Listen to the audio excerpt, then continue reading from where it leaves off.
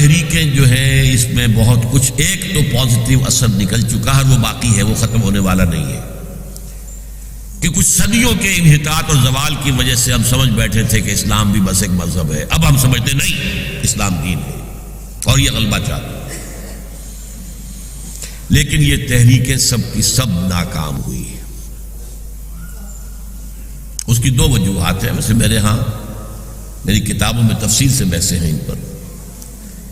پہلی وجہ یہ ہے کہ ان تحریکوں نے اسلام اور اس کے نظام پر تو بہت توجہ دی ہے، ایمان پر توجہ نہیں دی۔ اسلام ایک عمارت ہے جس کے نیچے بنیاد ایمان ہے۔ جب تک ایمان قوی نہیں ہوگا، لیونگ تھروبنگ ایمان، برننگ ایمان، ایمان وتھ کنوکشن، اس وقت تک یہ مہم سر نہیں ہو سکتی۔ اور نمبر دو، میتھڈالوجیز انہوں نے جو ہم اصل تحریکیں تھیں ان سے بورو کر لی، کمیونسٹوں سے لے لی، سوشلسٹوں سے لے لی، فاشسٹوں سے لے لی اور گوریلوں سے لے لی۔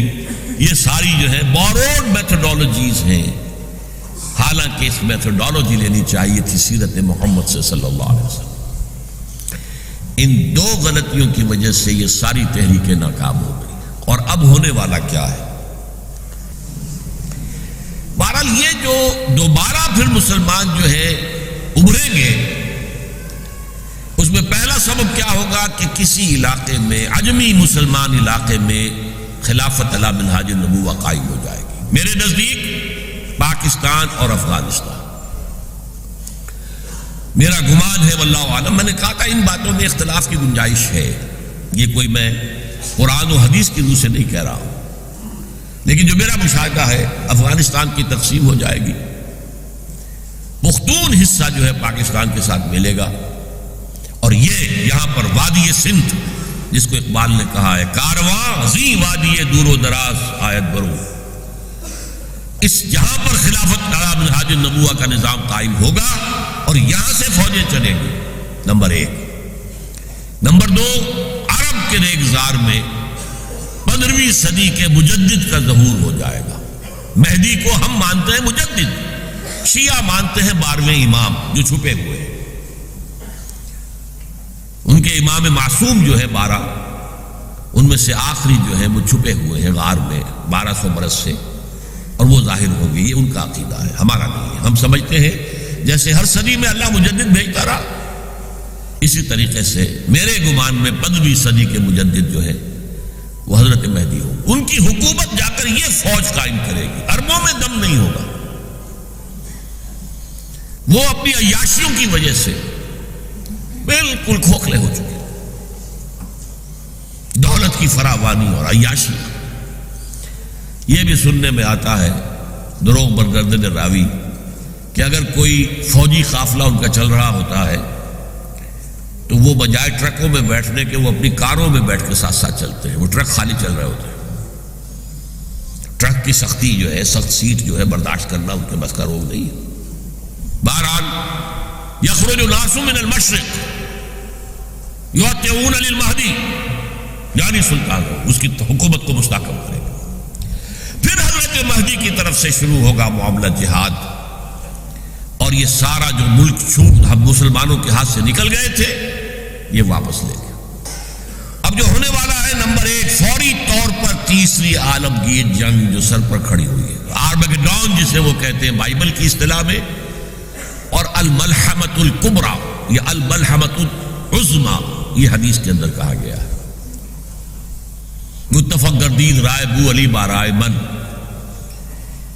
انجیل کے آخری کتاب ریولیشنز آف جان، اس میں آرمگڈون، اگر ڈکشنری میں دیکھیں گے تو آپ کو معنی ملیں گے آرمگڈون کے، a very big war which will be fought between the forces of evil and good before the end of this world۔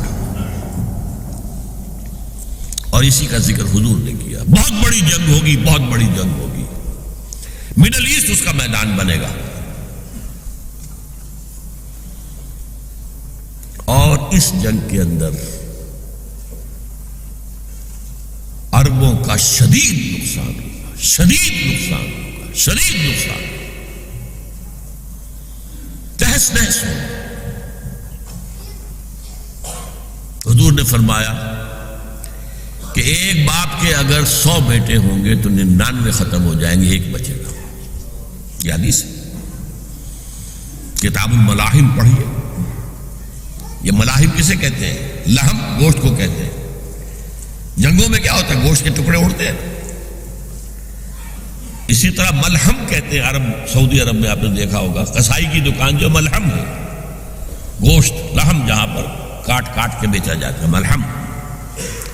تو ملحمہ جنگ کو کہتے ہیں، ملاحم اس کی جمع ہے. الملحمۃ العظمی، الملحمۃ الکبریٰ، یہ 2 الفاظ حدیث میں آئے. عربوں پر یہ عذاب کیوں آئے گا؟ سمجھ لیجئے کہ امت مسلمہ اگرچہ پوری مجرم ہے، اس وقت پوری دنیا میں کسی ایک ملک کے اندر بھی اسلام کا نظام قائم نہیں ہے. اور اسی لیے ضربت علیہم الذلۃ والمسکنۃ وباؤوا بغضب من اللہ.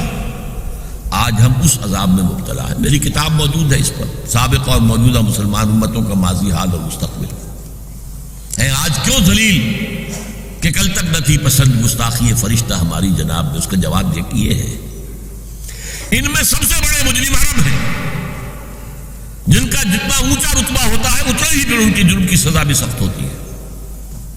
ازواج مطہرات سے کہہ دیا گیا تھا کہ تم کوئی غلط حرکت کرو گی تمہیں 2 سزا ملے گی. تم محمد کے گھر میں رہتی ہو صلی اللہ علیہ وسلم. اسی طرح عربوں میں سے تھے حضور، رسول عربی، رسول ہاشمی. اور نمبر 2، ان کی مادری زبان میں اللہ کا کلام موجود ہے. انہیں اسے سمجھنے کے لیے کوئی مشقت اور محنت نہیں کرنی پڑتی.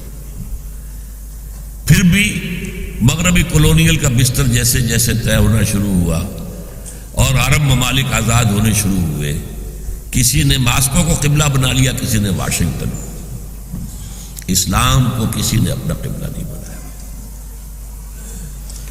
میرے اپنے اندازے میں ہولوکاسٹ جو ہوا تھا پچھلی صدی میں، اس کو 10 سے ضرب دے دیجئے، اتنا بڑا ہولوکاسٹ مڈل ایسٹ میں ہوگا اس ملحمۃ العظمی اور ملحمۃ الکبریٰ کے ذریعے سے.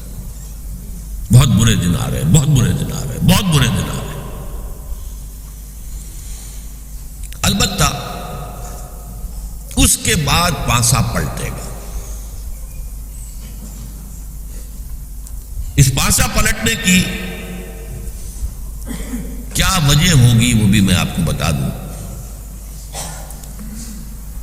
مسلمانوں کو دوبارہ فتح ہونی شروع ہوگی. مسلمان پہلے تو یہ سارے عرب ممالک نکل جائیں گے، گریٹر اسرائیل بن جائے گا گویا. عراق ہے، شام ہے، سعودی عرب میں وہ آ جائیں گے مدینے کے قریب تک، مدینے کے اندر داخل نہیں ہو سکیں گے. وہ اللہ کی طرف سے خاص پروٹیکشن اسے ہوگی. باقی وہ اپنا گریٹر اسرائیل بنا لے گا. پھر جو ہے there will be a reversal، اور اس ریورسل میں مسلمان دوبارہ ریگین کریں گے اپنے کھوئے ہوئے علاقوں کو.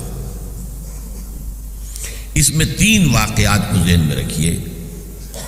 پہلی بات وہ جو میں کہہ چکا ہوں کہ کسی نہ کسی ملک میں، کسی عجمی ملک میں، عربوں پر تو عذاب آ جائے گا، آخری عذاب آئے گا.